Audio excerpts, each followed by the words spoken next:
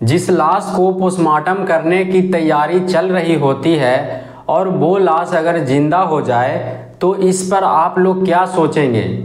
आप तो यही सोचेंगे कि ये झूठ बात है, लेकिन जब आप जानेंगे कि यह सही बात है तो आप सोचने पर मजबूर हो जाएंगे कि आखिर ऐसा कैसे हो सकता है। तो यह जो घटना है वह बिहार का एक सच्ची घटना है और यहाँ पर जब इस तरह का घटना सोशल मीडिया पर वायरल होता है तब लोग जो होते हैं सोचने पर मजबूर हो जाते हैं और लोगों का एक ही सवाल होता है कि अगर मरीज उठा नहीं होता तो क्या जिंदा मरीज को ही पोस्टमार्टम कर दिया जाता? और पोस्टमार्टम होने के बाद तो लोग यही सोचते कि मेरा मरीज डेथ किया हुआ था और उसका पोस्टमार्टम होकर हमको रिपोर्ट मिला है। और आप सोच सकते हैं कि अगर यह आदमी का पोस्टमार्टम हो जाता तो उसमें क्या रिपोर्ट निकलता कि आदमी जिंदा था। इस चीज़ के ऊपर सवाल खड़ा होना शुरू हो जाता है और लोग अपना अपना सवाल को सोशल मीडिया पर वायरल करने लगते हैं, रखने लगते हैं। तो इस कहानी को शुरू करने से पहले मैं आपको बता दूं कि मेरा नाम है गुड्डू और मैं इस चैनल पर क्राइम की कहानी आप लोगों को सुनाता हूं।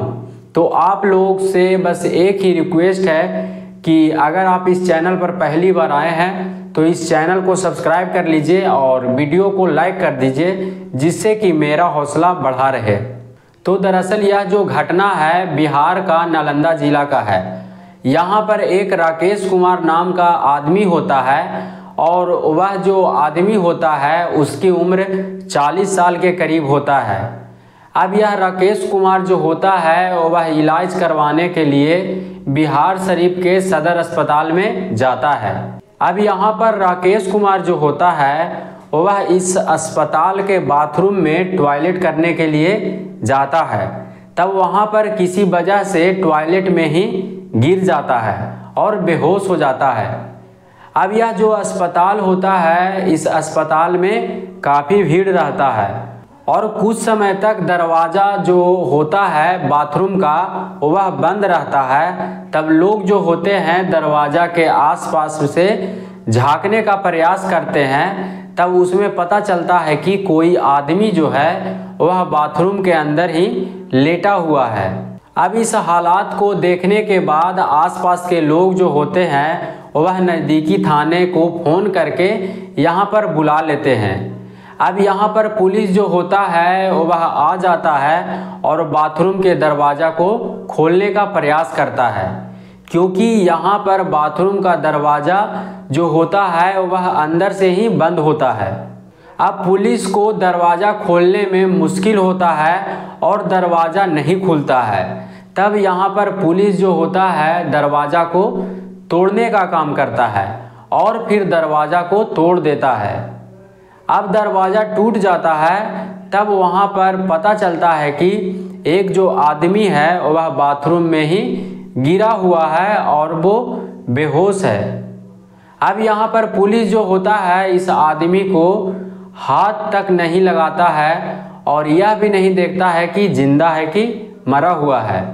अब यहाँ पर पुलिस जो होता है इस अस्पताल के डॉक्टर को बुलाता है और यहाँ पर डॉक्टर आते हैं और इस मरीज को दूर से ही देखते हैं और वह अंदाज़ा लगा लेते हैं कि मरीज जो है वह डेथ कर गया है, मर गया है।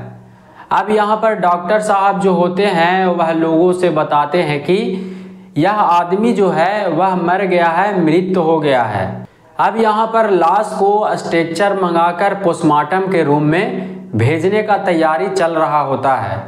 अब यहाँ पर स्टाफ जो होता है स्ट्रेचर को लाता है और फिर आदमी को उठाकर उस स्ट्रेचर पर रखता है। उसके बाद पोस्टमार्टम के रूम में लेकर जाने लगता है। अब यह आदमी जो होता है वह उठ जाता है और बोलने लगता है कि मैं जिंदा हूँ। अब यहाँ पर लोग जो होते हैं वह हैरान हो जाते हैं कि अभी यह आदमी को पोस्टमार्टम रूम में ले जाकर इस आदमी को पोस्टमार्टम कर दिया जाता। अब यह जो बात होता है सोशल मीडिया पर वायरल होने लगता है और आप सोच सकते हैं कि इस ज़माने में सोशल मीडिया का इतना क्रेज बढ़ गया है कि आप एक छोटा सा बात को सोशल मीडिया पर पोस्ट करेंगे, रखेंगे, तो कुछ समय के बाद ही यह बात तेज़ी से वायरल होने लगता है, फैल जाता है। और यह तो एक ऐसा घटना था कि लोग जो होते हैं सुनने के बाद अपने कानों पर विश्वास नहीं करते हैं कि क्या ऐसा भी हो सकता है। अब सोशल मीडिया पर वायरल होने लगता है कि एक मरीज को पोस्टमार्टम रूम में भेजा जा रहा था और पोस्टमार्टम के लिए तैयारी चल रहा था और वह मरीज जो होता है जिंदा हो जाता है। अब यहाँ पर लोगों का सवाल होता है कि डॉक्टर ने कैसे चेक किया और वह कैसे बता दिया कि यह जो आदमी है मृत कर गया है। अब इस बात पर लोग जो होते हैं सवाल खड़ा करने लगते हैं। अब इतना कुछ होने के बाद राकेश कुमार को पुलिस जो होता है वह गिरफ्तार करके थाने लेकर चला जाता है और फिर वहां पर रिपोर्ट बनाया जाता है कि राकेश कुमार ने शराब पी रखा था। अब यहां पर पुलिस जो होता है राकेश कुमार को शराब पीने के जुर्म में जेल भेज देता है, क्योंकि आपको पता है कि बिहार में शराब बंद है। अब यहाँ पर राकेश के घर वालों को भी नहीं पता होता है कि राकेश के साथ में इस तरह का घटना हुआ है और ना ही राकेश के घर वालों को पुलिस के द्वारा बताया जाता है। यहाँ पर राकेश कुमार के घर वाले जो होते हैं वह सोशल मीडिया को देखने के बाद थाने में जाते हैं और वहाँ पर राकेश कुमार के बारे में पूछते हैं। तब थाने में जो होते हैं वह बताते हैं कि 3500 रुपया लेकर आओ, तब राकेश को छोड़ दिया जाएगा। लेकिन यहाँ पर लोगों का सवाल है कि राकेश कुमार को जिंदा होते हुए भी पोस्टमार्टम करने की तैयारी कैसे चल रही थी। और जब यह बात सोशल मीडिया पर वायरल होता है तब यहाँ पर पुलिस जो होता है वह अपना बचाव करने के लिए दारू पीने का बहाना लगाकर जेल भेजता है। इस तरह का जो बात होता है सोशल मीडिया पर वायरल होने लगता है। अब इसमें कितना सच्चाई है यह तो पुलिस वाले ही बताएंगे और अस्पताल के लोग ही बताएंगे। और सवाल इस बात पर भी होता है कि अगर राकेश कुमार शराब पिए हुए था तो उसको फिर पोस्टमार्टम करने के लिए क्यों भेजा जा रहा था। अब यहाँ पर आप सोच सकते हैं कि अगर इंसान बेहोश है तो उसको डॉक्टर भी छूकर नहीं बता सकता है कि वह जिंदा है, लेकिन अगर आदमी जिंदा है तो लोग दूर से ही बता देते हैं कि वह नशा किए हुए है और लोगों के द्वारा बताया जाता है कि यह बिहार है, यहाँ पर कुछ भी हो सकता है। आए दिन आप लोगों को सुनने के लिए मिलता होगा कि यहाँ पर 2 लाख रुपया में IPS बना दिया जाता है और भी कई ऐसी घटना सुनने को मिला होगा जिसको सुनने के बाद आप सोचने पर मजबूर हो गए होंगे।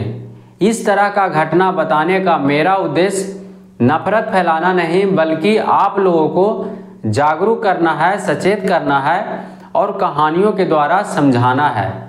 तो आप सोच सकते हैं कि राकेश कुमार के साथ में किस तरह का घटना होता है और ऐसा घटना क्यों होता है, इस चीज़ के ऊपर भी आप लोग सोच सकते हैं। बाकी मिलते हैं अगले किसी कहानी के साथ में। वीडियो पूरा देखने के लिए धन्यवाद।